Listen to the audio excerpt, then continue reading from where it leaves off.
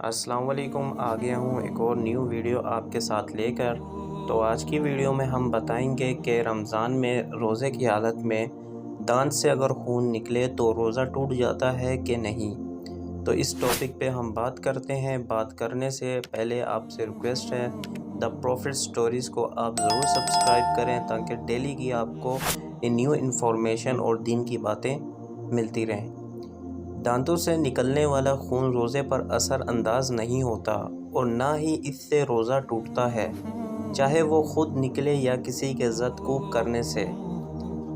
लेकिन रोज़ेदार पर इस खून को लगाना हराम है और अगर इसने जानबूझकर निगल लिया तो रोज़ा टूट जाएगा। मतलब अगर आपके दांतों से खून निकल रहा है तो आप कुरली कर लें और उसको नीचे लेके गले से नीचे लेके नहीं जाएं।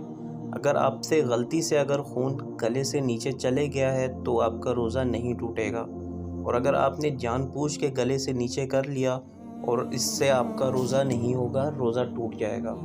तो आज की वीडियो में इतना ही। अल्लाह हाफ़िज़।